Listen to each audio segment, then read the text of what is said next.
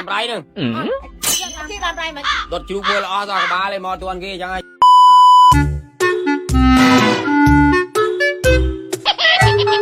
អល់ភូមិទៀតហើយអត់ដឹងថាកម្មវិធីអីទេឡើងផ្អើលភូមិហ្មងពីអ្នកម៉ាក់កូនហ្នឹងគឺនៅមិនសុខគេត្រូវតែទៅឲ្យដល់នឹងរង្វាន់ថាកម្មវិធីអីមកដល់បរិវេណផ្ទះអ៊ំក្រូចហើយបងប្អូនអើយមានកម្មវិធីមែនហ្នឹងមើលឡានឡើងពេញផ្ទះប្រហែលជាគាត់មានកម្មវិធីអីហើយ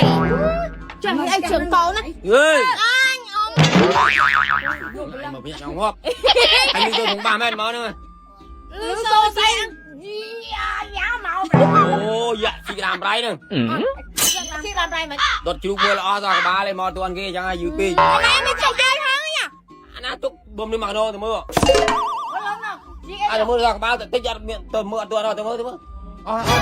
đó ra ba lên ទុកហើយ ọt miếng là túc thế anh như là mưa thay nó thì mưa nó chỉ cầm như mà nó mưa ai túc ói ចង់អានហូបច្រើនណាស់ស្រាំណាស់ à cho làm gì mà hộp cây nhà chú ngói ចាថ្ងៃហ្នឹងគឺថាកម្មវិធីទៀតហើយប៉ុន្តែកម្មវិធីនេះកម្មវិធីផ្ទះអ៊ំក្រូចមានដុតមន់ដុតជ្រូកដុតគោទៀតហើយមីងនួនណាគាត់ឆ្កាំម៉ាក់កងខ្ញុំហ្នឹងលឹបលធ្វើអីតាមពិតទៅមិនចង់លឹបលទេប៉ុន្តែចង់មើលស្ថានភាពកម្មវិធីហ្នឹងបែបណាអញ្ចឹងណាបងប្អូននឹងដើរចូលហ្នឹងគឺពូគាត់សុំថតទុកជាអនុស្សាវរីយ៍មួយសិនគ្រាន់តែចូលមកដល់កន្លែងកម្មវិធីគឺមានម្ហូបច្រើនមែននេះមានទាំងនំបញ្ចុកបញ្ចុកសម្លខ្មែររបស់យើងហ្នឹងណាបងប្អូនទាំងអស់គ្នាចាឈ្ងុយមែនតើហើយកន្លែងមកមើលភ្ញៀវអ៊ំក្រូចវិញចាកំពុងតែសប្បាយជុំគ្នាហើយខ្ញុំហ្នឹងនៅតែមិនអស់ចិត្តរឿងអ៊ំក្រូចនិយាយថាជ្រូកនៅសល់តែក្បាលឥឡូវនៅសល់តែក្បាលមែនតាម៉ាក់កូនខ្ញុំអត់ជឿណាថាជ្រូកនៅសល់តែក្បាលឥឡូវមកដល់មានតែក្បាលជ្រូកមែនស្មានតែអ៊ំក្រូចកុហកដល់ពេលកលេសមកឃើញអ៊ំធ្នង់ដាក់បត់ត្រូវចិត្តរំជុំគ្នាបដៅម៉ាក់គាត់ថាយេរំអត់ចេះខ្មាស់គេដល់ទៅពេលបត់ញាក់ពេកតែរំទាំងអស់គ្នាតម្ងកុំប្រកាន់អីបងប្អូននេះអ្នកសិល្បៈតែប៉ុណ្្នឹងឯងអូយភ្លេចប្រាប់បងប្អូនមួយទៀតជ្រូកអស់មែនបតែបកង40គីឡូអត់ទាន់អស់ឯណានៅឡើងថ្មីរើងតម្ងអ៊ំក្រូចអ៊ំវ៉ាន់ណាគ្រាន់តែឃើញលើកបកងប៉ុណ្ណឹងគាត់ភ័យគាត់ស្មានតែម៉ាក់កងខ្ញុំហ្នឹងលើកទៅផ្ទះហើយបកងមិនចេះតិចបកងច្រើនណាបើយើងយក1 2អីក៏មិនអីដែរជឿអីបងប្អូនអូយតែអ៊ំវ៉ាន់អ៊ំក្រូចនេះមិនងាយឲ្យទេបើថាឲ្យយកទៅផ្ទះឯងបើញ៉ាំនៅហ្នឹងបានសន្ទុះក្រោយមកហ្នឹងក៏ដើរត្រឡប់មកផ្ទះវិញ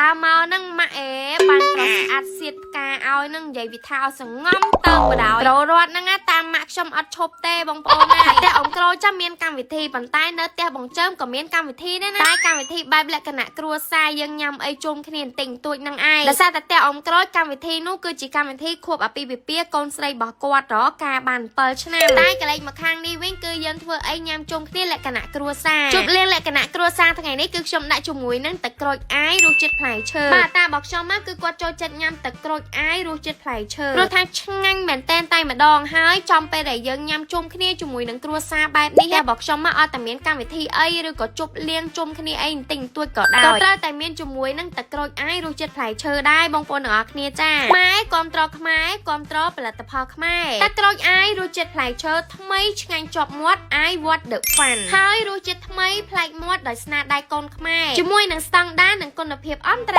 ជាតិទឹកក្រូចអាយរសជាតិផ្លែឈើកាន់តែសប្បាយស័ក្តិសមបំផុតជាមួយនឹងការជួបជុំមិត្តភ័ក្តិគ្រួសារនិងមនុស្សជាទីស្រឡាញ់